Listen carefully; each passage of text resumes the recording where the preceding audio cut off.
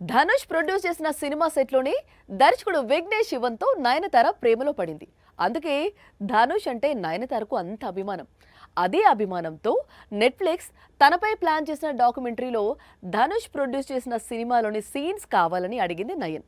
కానీ ధనుష్ నుంచి రిప్లై లేదు. ఆ తర్వాతే ధనుష్ పై నయన్ కు కోపం రావటం ప్రారంభమైంది. 2015లో తమిళంలో వచ్చిన నానుం రౌడీదాన్ సినిమాతో నయనతారకు విడదీయరాని అనుబంధం ఉంది. ఈ సినిమా సెట్ లోనే దర్శకుడు విఘ్నేష్ శివన్తో నయనతార ప్రేమలో పడింది. ఆ తరువాత ఆ ప్రేమ పెళ్లి వరకు వెళ్ళింది.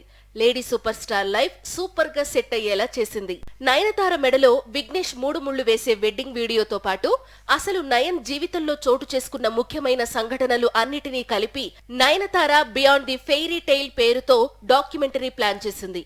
ఈ డాక్యుమెంటరీలో నయనతారకు సంబంధించిన అన్ని డీటెయిల్స్ ఉన్నాయి.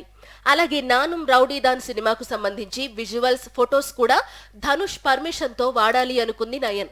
కానీ ధనుష్ నుంచి నో అబ్జెక్షన్ సర్టిఫికేట్ రాలేదు. ధనుష్ నుంచి రిప్లై కోసం 2 ఏళ్లు ఎదురు చూసింది నయన్. డాక్యుమెంటరీ రిలీజ్ లేట్ అవుతుండటంతో తప్పక నానుం రౌడీదాన్ మూవీ నుంచి కేవలం 3 సెకండ్ల వీడియోను డాక్యుమెంటరీలో వాడారు మేకర్స్. దాంతో ధనుష్ నుంచి రిప్లై వచ్చింది. కాకపోతే నయనతారకు లీగల్ నోటీసు వచ్చింది. 3 సెకండ్ల వీడియో కోసం ధనుష్ నయనతార నుంచి 10 కోట్లు డిమాండ్ చేశాడు. దాంతో నయనతారకు కోపం వచ్చి జరిగిందంతా లెటర్ ద్వారా ఓపెన్ చేసేసింది.